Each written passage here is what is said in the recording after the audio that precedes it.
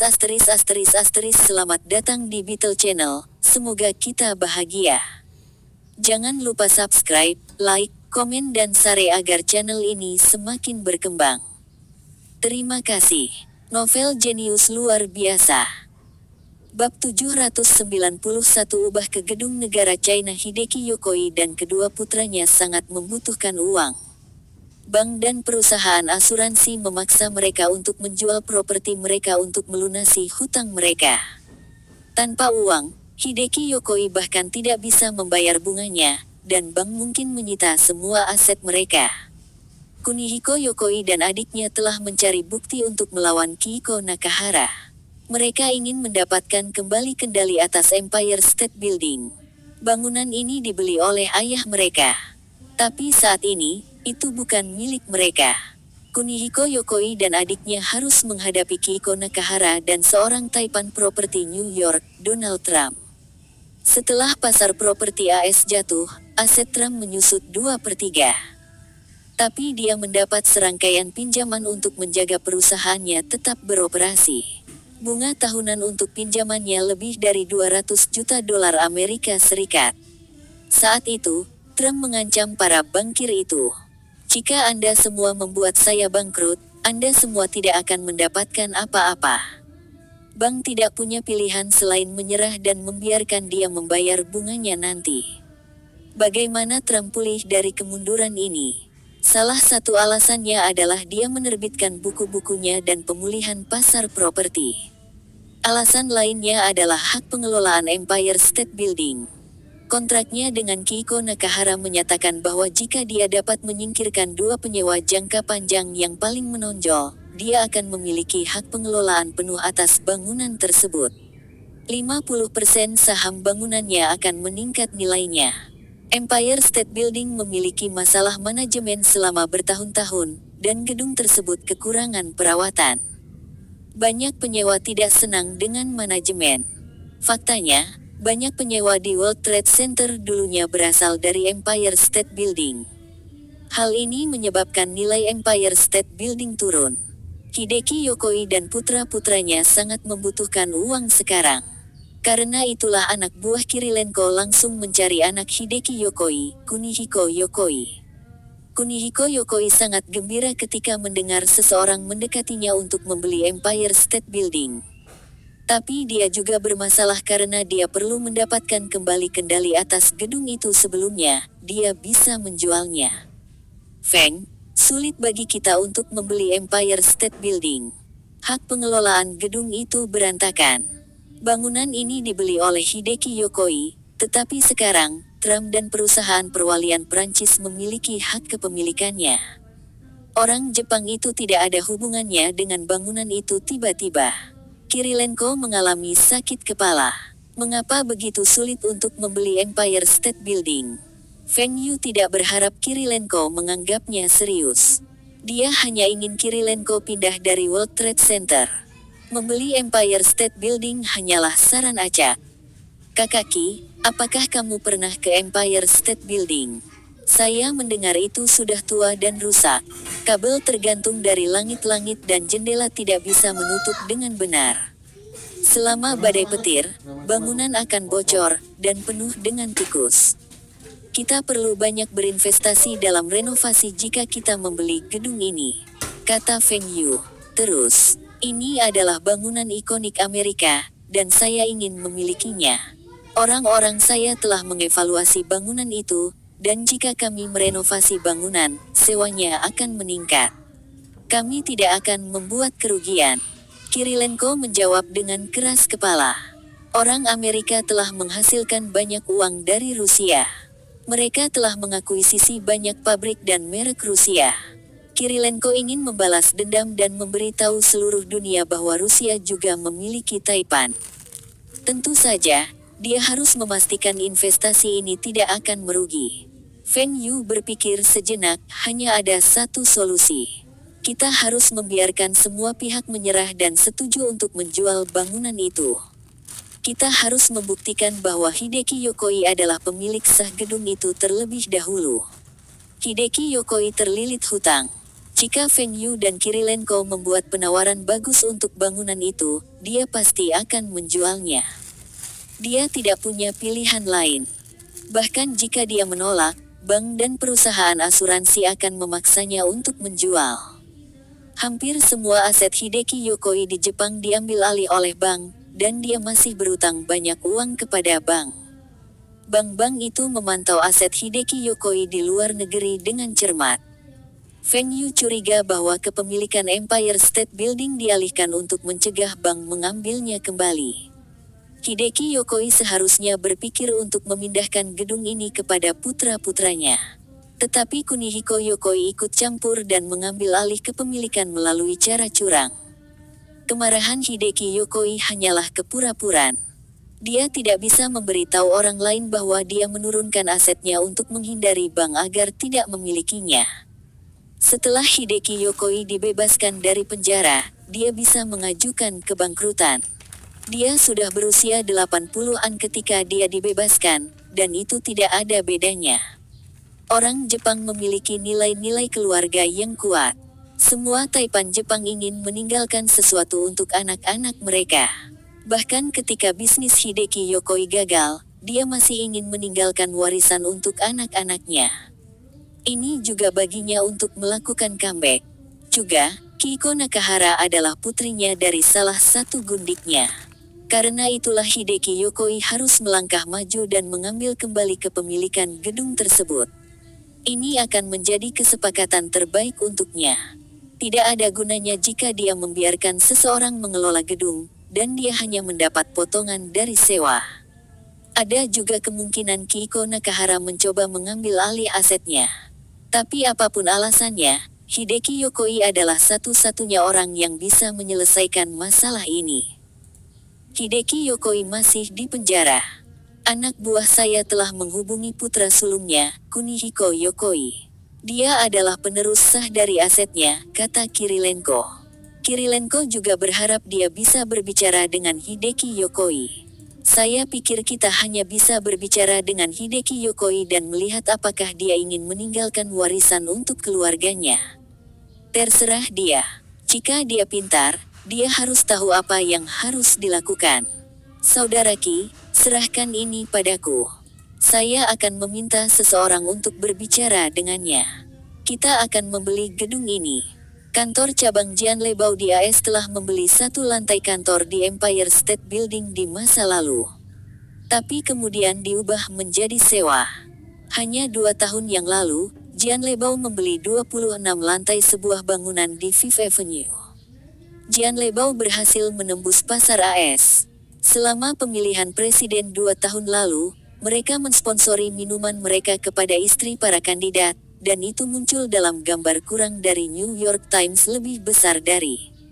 Beberapa tahun ini adalah tahun-tahun terbaik Jianlebao di AS.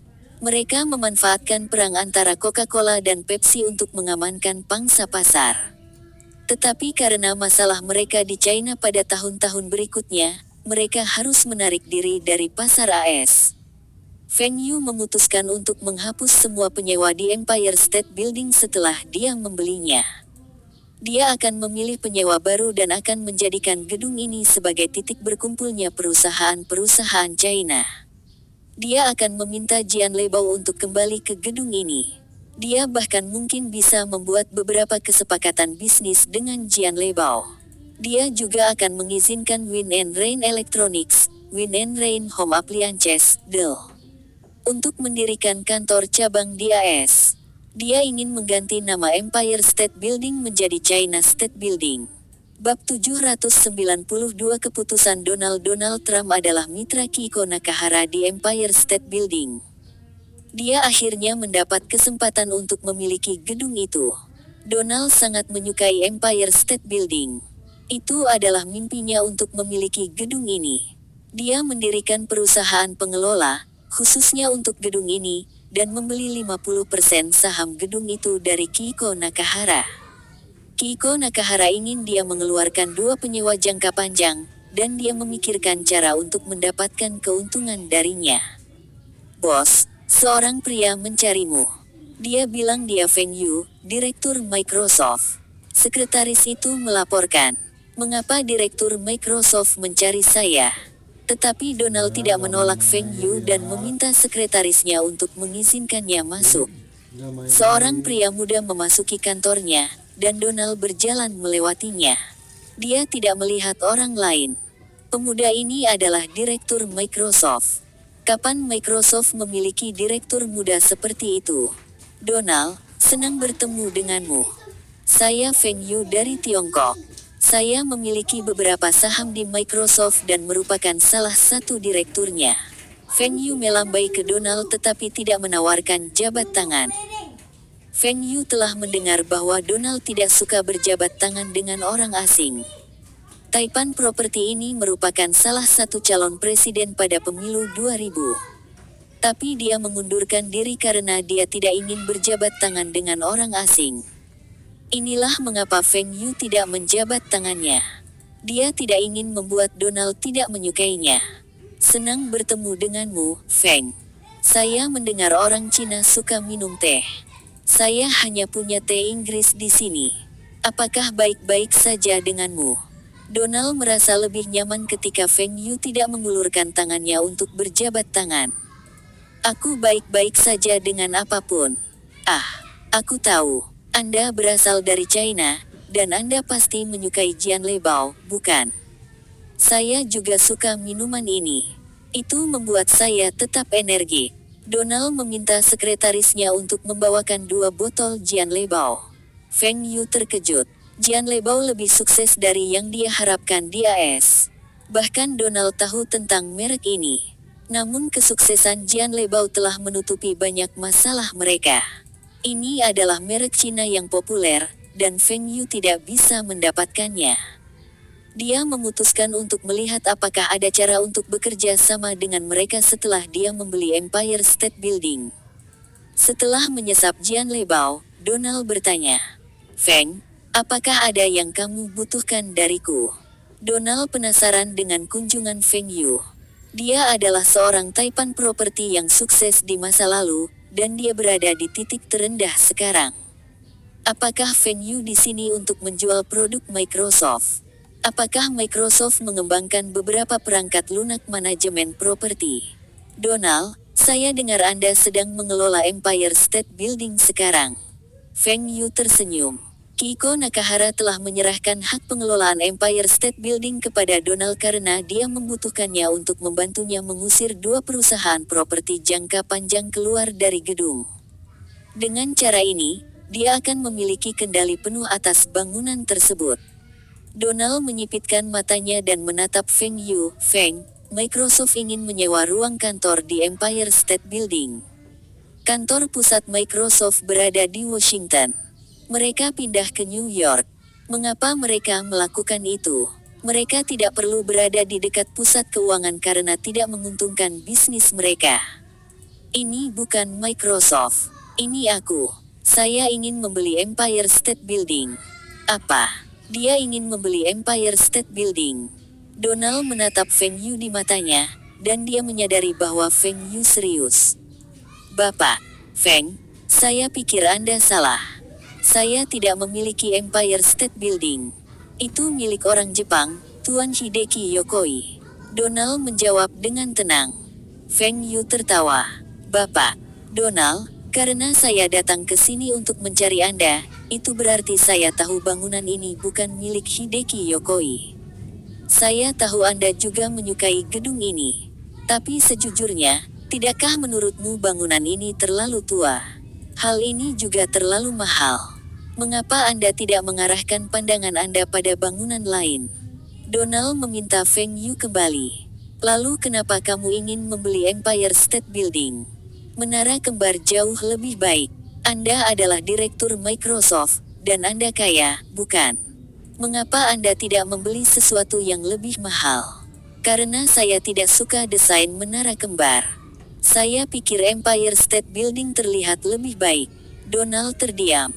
Alasan ini, keren. Donald adalah seseorang dengan karakter. Ia tahu banyak pebisnis akan melakukan bisnis yang mereka sukai sesuai dengan kepribadian mereka. Jika mereka tidak menyukai sesuatu, mereka tidak akan berinvestasi di dalamnya bahkan jika itu akan menghasilkan pengembalian yang tinggi. Misalnya, Warren Buffett tahu bahwa Microsoft dan perusahaan teknologi akan menguntungkan. Tapi dia tidak berinvestasi di dalamnya. Kasihannya. Saya juga suka gedung ini. Karena Anda sudah tahu bahwa saya telah membeli 50% saham gedung ini, maka Anda harus tahu bahwa saya tidak akan menjualnya. Donald menjawab. Feng Yu menggelengkan kepalanya. Dijual atau tidak, tergantung harga. Pasar properti sekarang dalam kondisi buruk. Harga properti belum pulih. Anda dapat menggunakan uang dari penjualan saham Anda untuk membeli properti lain di Manhattan. Seperti gedung di 40 Wall Street. Saya rasa gedung itu cukup cocok untuk diganti namanya menjadi The Trump Building. Feng Yu tahu bahwa Donald sedang bernegosiasi untuk pembelian gedung itu. Dia akan membelinya dan menamainya sebagai Gedung Trump di masa depan. Donald Trump adalah seseorang yang suka pamer. Dalam kehidupan Feng Yu sebelumnya, Donald Trump muncul kembali setelah tahun 2000. Sebagian besar propertinya dinamai menurut namanya. Dia juga berkelana ke industri hiburan dan membeli hak beberapa kontes kecantikan. Donald telah menulis 2 buku terlaris dan suka tampil di TV. Feng Yu curiga bahwa dia bergabung dalam pemilihan presiden adalah untuk diekspos. Donald terkejut. Meskipun bukan rahasia lagi bahwa dia ingin membeli gedung itu, tetapi Feng Yu tidak biasa mengetahui hal ini. Feng Yu bahkan menyebutkan tentang mengganti nama gedung. Dia tidak memberitahu banyak orang tentang ini. Siapa yang membocorkan ini ke Feng Yu? Donald, dana Anda harus ketat, kan? Anda masih membayar bunga bank. Setiap langkah yang salah, Anda akan bangkrut. Tapi hari ini adalah hari keberuntunganmu. Saya bisa bantu Anda. Feng Yu tersenyum. Bagaimana Anda dapat membantu saya? Donald bertanya dengan cemberut. Jual saham Empire State Building milikmu kepadaku, dan aku akan memberimu hak pengelolaan untukmu. Juga, saya dapat meminjamkan Anda sejumlah uang. Anda masih berhutang, dan Anda tidak bisa mendapatkan lebih banyak pinjaman dari bank, kata Feng Yu. Donald tetap diam. Dia tahu bahwa ekonomi AS sedang meningkat.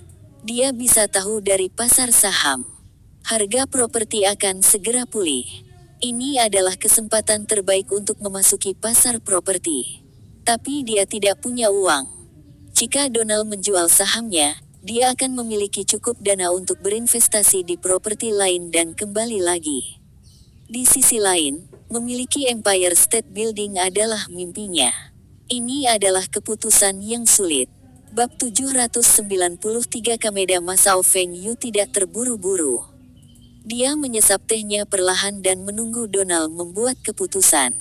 Jika Feng Yu menunjukkan bahwa dia cemas, dia harus menawarkan harga yang lebih tinggi. Donald adalah seorang pengusaha yang brilian, dan Feng Yu juga ingin belajar darinya. Bahkan jika mereka tidak bisa berteman sekarang, mereka mungkin masih memiliki kesempatan untuk bekerja sama di masa depan. Feng Yu tidak memiliki pengalaman dalam mengelola properti. Setelah dia membeli Empire State Building, dia harus mempekerjakan seseorang untuk mengelolanya juga.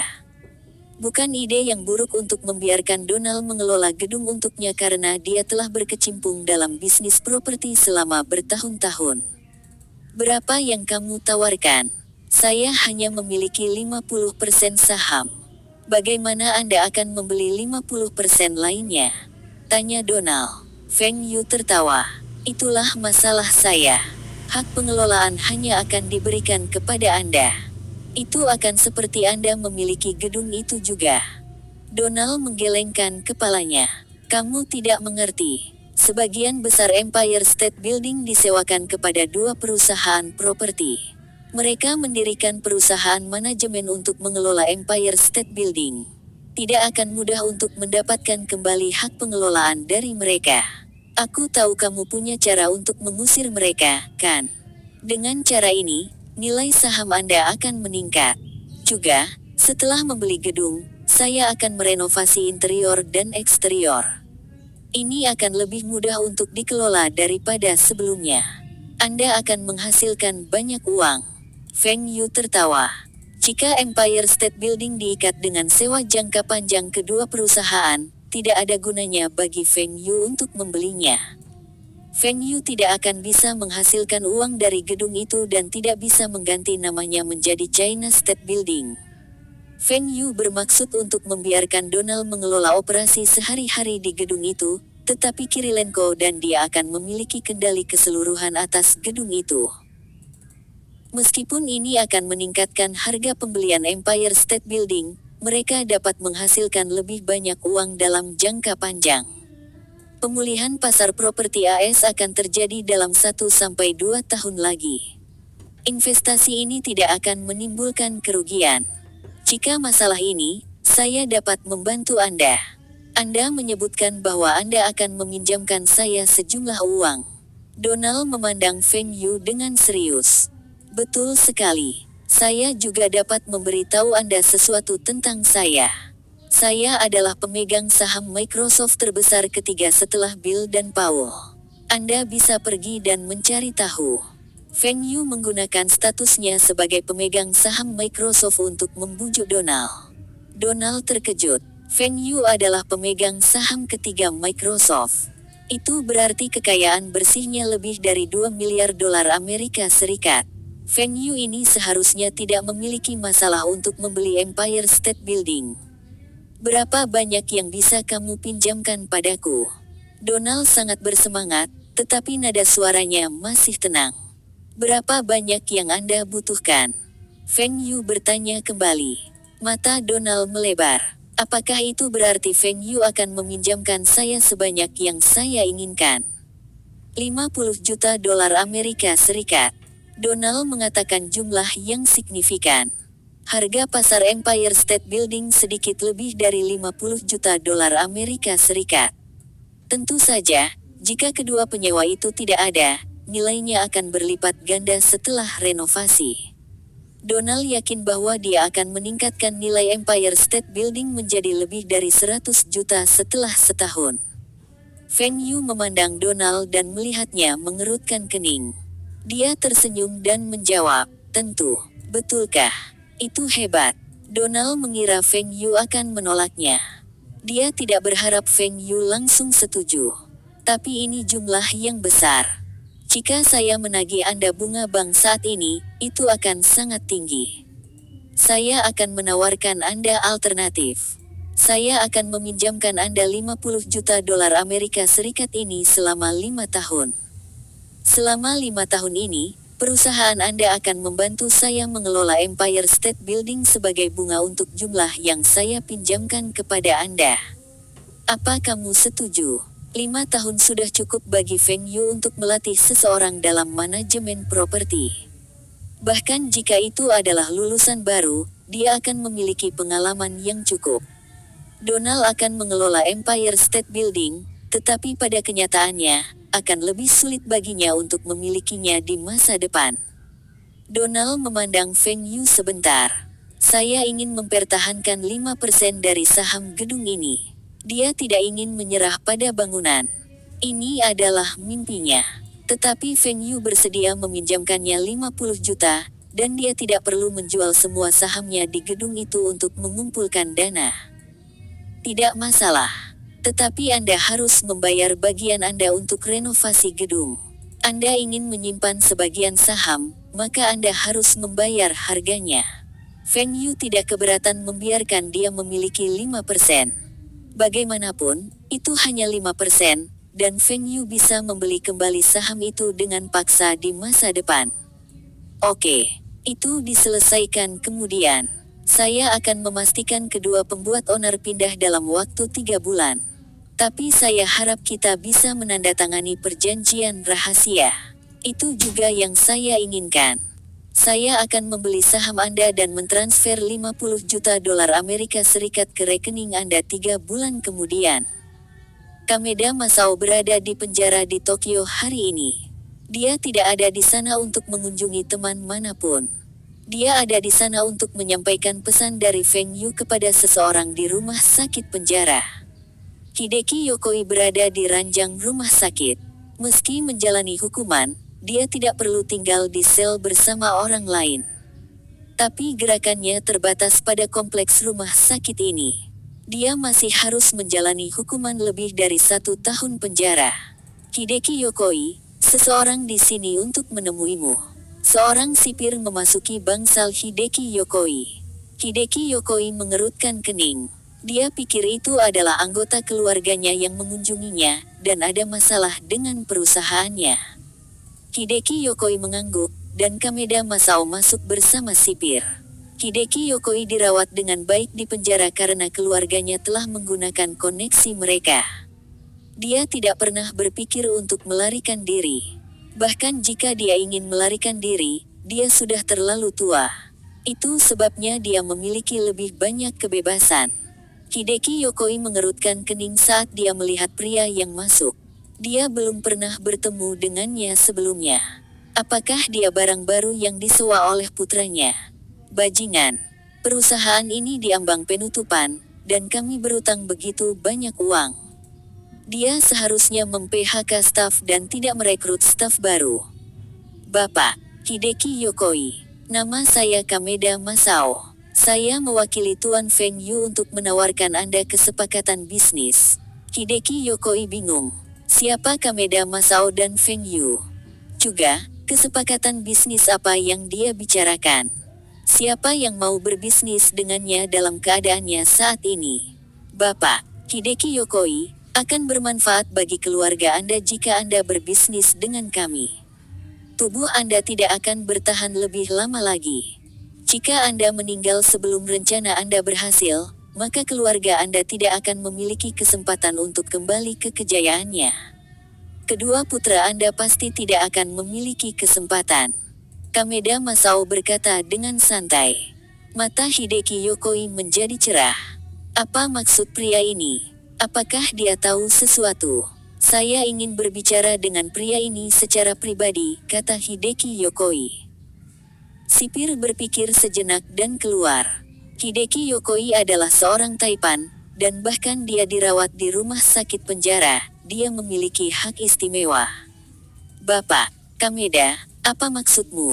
Bab 794 untuk putramu, Bapak. Yokoi, Anda pernah menjadi raja properti terbesar di Jepang dan memiliki properti terbaik di seluruh dunia. Keluarga Anda juga pernah menjadi pusat perhatian.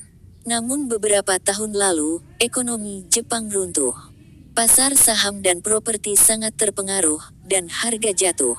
Harga turun lebih dari 100%.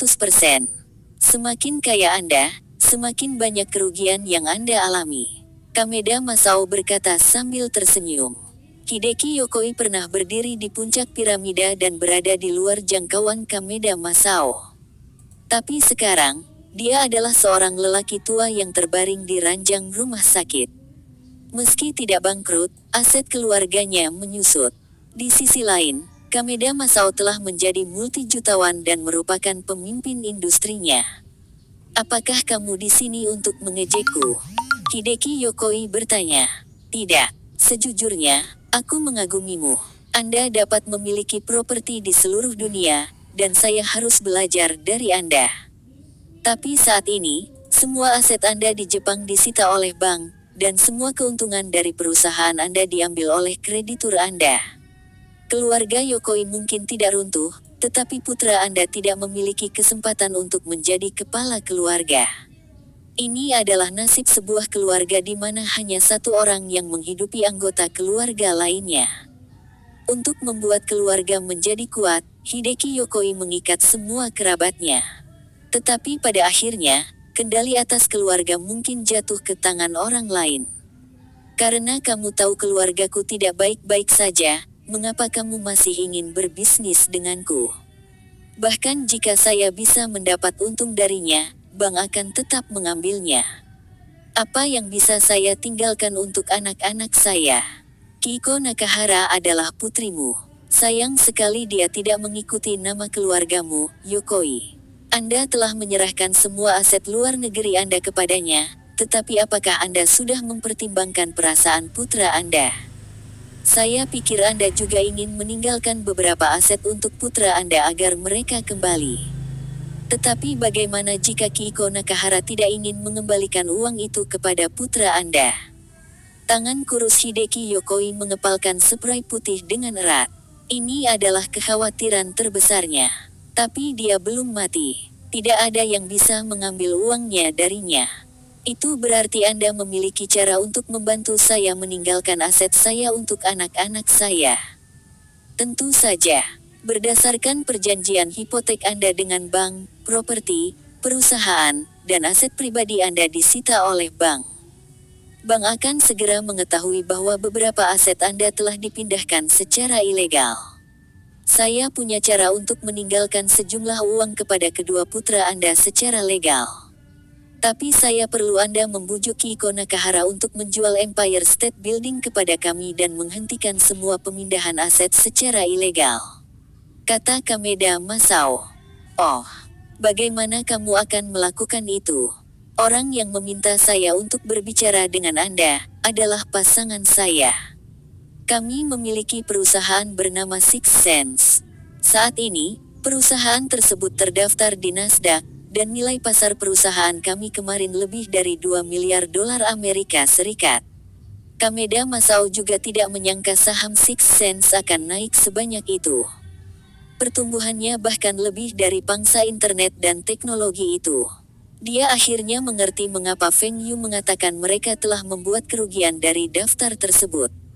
Jika mereka telah menerbitkan saham yang lebih sedikit selama peluncuran dan menerbitkan saham dalam batch, perusahaan akan mengumpulkan lebih banyak dana. Hideki Yokoi terkejut. Dia belum pernah mendengar tentang perusahaan Six Sense sebelumnya. Nilai pasar perusahaan ini lebih dari 2 miliar dolar Amerika Serikat. Bapak, Feng berkata dia bisa membiarkan perusahaan mempekerjakan kedua putramu sebagai salah satu staf manajemen puncak. Salah satunya akan mengawasi pasar Eropa, dan yang lainnya akan mengawasi pasar AS. Karena mereka adalah salah satu manajemen puncak, kami akan menghadiahi mereka dengan beberapa saham. Nilai saham cukup bagi putra Anda untuk hidup nyaman selama sisa hidup mereka. Mereka mungkin tidak mencapai level yang sama dengan Anda selama puncak Anda, tetapi tidak masalah bagi mereka untuk menjadi taipan kecil. Kameda Masao mengucapkan kata-kata ini dengan bangga. Dia merasa dia melakukan beberapa amal untuk mantan raja properti nomor 1. Ini adalah perasaan yang hebat. Hideki Yokoi menutup matanya dan tidak mengatakan sepatah kata pun. Kameda Masao menunggu dengan sabar di kursi. Dia tahu bahwa Hideki Yokoi masih peduli dengan putra dan cucunya. Dia akan menerima kondisi ini. Setelah beberapa saat, Hideki Yokoi membuka matanya. Berapa banyak bagian yang bisa kalian semua berikan kepada anak-anakku? Saya ingin tahu angka pastinya. Masing-masing dari mereka akan menerima saham senilai 10 juta dolar Amerika Serikat. Kameda Masao menunjukkan satu jari. Kami juga akan membeli saham Empire State Building berdasarkan nilai pasar. Kameda Masao memberitahu Hideki Yokoi bahwa selain membeli saham Empire State Building Anda, kami akan memberi Anda keuntungan tambahan. Jika saya dapat membiarkan Tuan Feng menghabiskan lebih sedikit uang untuk membeli Empire State Building, dapatkah dia memberi putra saya lebih banyak saham? Kiiko Nakahara dan suaminya telah membuat kami memiliki banyak celah untuk mentransfer properti Hideki Yokoi atas nama mereka. Tapi Hideki Yokoi tidak mengambil tindakan perlindungan terhadap mereka. Meskipun Kiiko Nakahara adalah putrinya, dia tidak membagikan nama keluarganya. Dia juga tidak menyukai menantunya. Bagaimana mungkin dia tidak waspada terhadap mereka? Kameda Masao tidak menyangka Hideki Yokoi akan menanyakan pertanyaan ini padanya. Memberikan saham Six Sense kepada putra Hideki Yokoi disarankan olehnya. Ketika Feng Yu meneleponnya sehari sebelumnya, Feng Yu telah merencanakan untuk memberikan sejumlah uang kepada putra Hideki Yokoi melalui rekening bank Swiss. Tapi Kameda Masao menolaknya karena dia merasa itu tidak akan aman. Akan lebih baik untuk merekrut putra Hideki Yokoi ke dalam perusahaan Indera ke-6. Putra Hideki Yokoi memiliki pengalaman dan koneksi manajemen. Ini akan lebih menarik daripada memberi mereka sejumlah uang. Mereka juga bisa memanfaatkan keluarga Yokoi untuk membantu perusahaan Six Sense. Tentu saja, Kameda Masao tidak memberitahu Feng Yu tentang manfaat lain. Kedepan, jika keluarganya ingin terjun ke politik, dia bisa memanfaatkan orang-orang Yokoi di pemerintahan. Feng Yu menyetujui saran Kameda Masao dan memujinya. Jika Kameda Masao dapat membantu Feng Yu menghemat lebih banyak uang saat membeli Empire State Building, Feng Yu akan menghadiahinya. Bapak Yokoi, jika Anda bisa melakukannya, Tuan Feng pasti akan setuju. Anda juga harus bertanya-tanya tentang perusahaan Indera ke-6 sementara itu. Ini kartu nama saya. Aku akan menunggu panggilanmu. Setelah meninggalkan penjara, Kameda Masao segera menelepon Feng Yu. Feng Yu sangat gembira. Dia berjanji pada Kameda Masao bahwa jika dia berhasil memperoleh Empire State Building, dia akan mengganti nama gedung markas Six Sense Japan menjadi Kameda Building. Kameda Masao sangat gembira. Memberi nama sebuah bangunan dengan nama keluarga adalah suatu kehormatan besar. Dia akan membuat leluhurnya bangga. Kameda Masao telah mengisyaratkan kepada Feng Yu bahwa dia ingin mengganti nama-nama gedung di masa lalu. Feng Yu juga tahu apa yang dia pikirkan. Tapi Feng Yu tidak mau menyerah begitu saja padanya. Dia mencoba menggunakan penamaan bangunan sebagai hadiah untuk Kameda Masao, dan ini adalah kesempatan bagus. Bagaimanapun, bangunan ini milik perusahaan Indera ke-6, dan Feng Yu dapat mengubah nama bangunan itu kapan saja dia mau. Bab 795 Serigala Wall Street. Feng, apakah kamu tahu perusahaan pialang saham yang sangat terkenal datang kepadaku untuk mencari kerja sama? Kirilenko memberitahu Feng Yu dengan penuh semangat. Perusahaan mana itu? Feng Yu telah mendengar tentang sebagian besar lembaga dan perusahaan keuangan. Dia juga penasaran dengan perusahaan yang mendekati Kirilenko ini. Straton Oakmont. Bos mereka muncul di majalah kurang dari Forbes lebih besar dari. Kirilenko menjawab dengan bangga. Apakah kamu melihatnya? Orang Amerika ini tahu saya mendapat uang, dan dengan sengaja ingin bekerja dengan saya. Straton Oakmont. Feng Yu bingung. Dia belum pernah mendengar tentang perusahaan ini di kehidupan sebelumnya. Artinya, ini bukan perusahaan yang signifikan saat ini, dan tidak akan tumbuh besar di masa depan. Mungkinkah perusahaan ini menjadi salah satu perusahaan kecil yang tidak dikenal yang menghasilkan banyak uang secara diam-diam? Siapa bos mereka? Karena bos perusahaan pernah muncul di majalah kurang dari Forbes lebih besar dari sebelumnya, dia pasti terkenal. Yordania, kata Kirilenko dalam bahasa Inggris. Siapa? Yordania. Pemain basket itu. Pemain bola basket termahal harus ditampilkan di majalah kurang dari Forbes lebih besar dari sebelumnya. Tapi kapan Jordan menjalankan perusahaan pialang saham? Bahkan jika dia mendirikan perusahaan pialang saham, pasti akan tutup. Tidak, aku pernah mendengar tentang pemain basket itu sebelumnya. Yordania ini adalah Jordan Belfort. Majalah kurang dari Forbes lebih besar dari memberinya julukan Serigala dari Wall Street. Lennon juga mengatakan orang ini kompeten. Dia telah menghasilkan 12 juta dolar Amerika Serikat dalam waktu 3 menit. Kirilenko merasa bangga mengetahui bahwa seseorang seperti Jordan Belfort ingin bekerja dengannya. Dia memutuskan untuk merekrutnya atau setidaknya menjadikannya pasangannya. Dia berharap majalah kurang dari Forbes lebih besar dari akan menampilkan dia sebagai beruang kutub dari Wall Street di masa depan. Feng Yu terkejut. Serigala dari Wall Street. Orang ini terkenal buruk. Hidupnya bahkan telah dibuat menjadi film di kehidupan Feng Yu sebelumnya. Tapi orang ini adalah penipu. Dia mendapatkan semua uangnya melalui cara ilegal. Perusahaannya akan merekomendasikan saham yang tidak dikenal dan murah, dan kemudian menggunakan cara curang untuk mengelabui orang agar membeli saham tersebut. Tapi apa yang dilakukan Jordan Belfort bertentangan dengan hukum. Mereka yang ditipu olehnya melapor ke polisi. Bahkan ketika dia sedang diselidiki, dia masih menggunakan cara curang untuk mendaftarkan perusahaan sepatu dan memperoleh keuntungan lebih dari 2 miliar dolar Amerika Serikat. Jordan Belfort juga seorang pecandu narkoba dan memanjakan wanita. Pelacur terlihat keluar masuk kantornya selama jam kerja. Pada akhirnya, Jordan Belfort ditangkap oleh hukum dan didakwa dengan pencucian uang, penipuan, dan manipulasi pasar saham. Dia masih perlu membayar kembali semua uang yang dia tipu. Jordan Belfort brilian, tetapi dia menggunakan bakatnya dengan cara yang salah. Dia dapat dianggap sebagai pria yang cakap, dan Feng Yu percaya bahwa Kirilenko akan dapat memperoleh keuntungan yang tinggi jika dia bekerja dengan Jordan Belfort. Tapi keuntungan semua akan dari cara ilegal. Feng Yu memandang Kirilenko dan berkata dengan sungguh-sungguh, "Kakaki, jika kamu percaya padaku, jangan pernah berurusan dengan orang ini. Jangan dengarkan dia. Dia mungkin bisa mendapatkan uang dengan cepat, tetapi metode yang dia gunakan ilegal. Anda tidak akan tahu kapan Anda akan diseret olehnya. Kami dapat menghasilkan uang melalui cara hukum dan tidak membutuhkannya." Kirilenko menjawab dengan sedih, "Apakah orang Amerika menggunakan cara legal untuk berinvestasi di Rusia? Kaki, jika seseorang memberimu pukulan, apakah kamu harus membalas pukulan itu padanya?" "Tentu saja tidak." Feng Yu merasa lega mendengar jawaban Kirilenko. "Aku akan memukulinya sampai dia memohon pengampunan."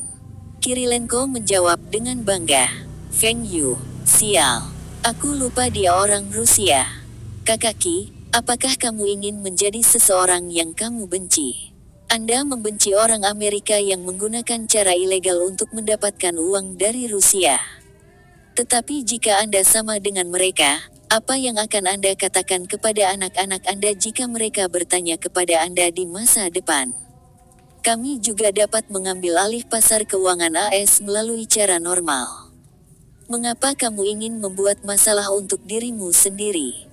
Feng Yu ingin memberitahu Kirilenko bahwa dia tidak akan menghentikannya menggunakan cara ilegal untuk mendapatkan uang di Rusia. Koneksi ayahnya akan dapat melindunginya. Tapi dia akan mendapat masalah jika dia melakukannya di AS. Dia mungkin bisa melarikan diri kali ini, tetapi di masa depan, dia mungkin tidak bisa memasuki AS. Kirilenko bertanya, "Jika saya tidak dapat mempekerjakan Jordan Belfort, apakah saya dapat bekerja dengannya?" "Sama sekali tidak. Jika Anda bersikeras, saya tidak akan menghentikan Anda. Tapi mengapa Anda ingin bekerja dengan seorang penipu?" Kirilenko menghela nafas. "Baik, saya akan mendengarkan Anda. Saya juga tidak ingin dikenal sebagai penipu Wall Street. Tidak mudah untuk menyewa broker yang baik. Anda bisa menyewa pialang saham khusus. Anda juga tidak akan berinvestasi dalam komoditas, valuta asing, atau emas. Tidak mudah untuk menyewa broker serba bisa. Tetapi seharusnya tidak menjadi masalah untuk menyewa pialang yang berspesialisasi dalam pasar saham." "Oke. Oh, bagaimana Empire State Building? Anda mengatakan kepada saya bahwa Anda akan menyelesaikannya." Kirilenko bertanya. "Semuanya berjalan lancar. Tunggu saja kabar baiknya. Kita harus bisa mendapatkan Empire State Building dalam waktu 3 bulan. Kita perlu merenovasi gedung dan membuatnya menjadi landmark terkenal di New York. Ini adalah bangunan ikonik Amerika, dan akan dimiliki oleh orang Cina dan Rusia." Feng Yu bertanya-tanya bagaimana media AS akan melaporkannya. Seorang pengusaha Cina menginvasi AS, atau Rusia memulai perang ekonomi dengan AS. "Berapa yang harus saya bayar?" Feng Yu mengerutkan kening ketika dia melihat ekspresi khawatir di wajah Kirilenko. "Kamu tidak punya cukup dana. Saya hanya membawa beberapa ratus juta USD. Tapi saya berniat menginvestasikan semua uang saya ke pasar saham. Saya ingin tahu apakah saya harus menyisihkan sejumlah uang untuk bangunan ini. Saya akan membayar Anda terlebih dahulu, dan Anda dapat mengembalikan uangnya setelah Anda menjual saham Anda." Feng Yu menjawab. Kirilenko tertawa, "Feng, kamu adalah sahabatku. Saya memutuskan untuk menginvestasikan perangkat lunak analisis pasar saham ini ke perusahaan perangkat lunak kami di Cina. Kita akan mendapatkan uang bersama-sama. Feng Yu tertawa. Anda telah mengirim sebagian besar insinyur perangkat lunak Anda ke China, dan staf Anda saat ini tidak dapat melanjutkan mengerjakan perangkat lunak ini. Namun demikian, perangkat lunak ini adalah bisnis yang menguntungkan. Bagus. Saya akan memberi Anda penilaian yang wajar dari perangkat lunak ini dan tidak mengambil keuntungan dari Anda. Mau kemana? Hah, penipu itu Jordan mencoba menipuku. Aku tidak akan melepaskannya dengan mudah. Saya akan meminta orang untuk memberinya pelajaran. Kirilenko bergegas keluar dari kantor. Feng Yu punya firasat bahwa Jordan Belfort tidak akan memiliki akhir yang baik. Bersambung, terima kasih telah menyaksikan dan mendukung channel ini.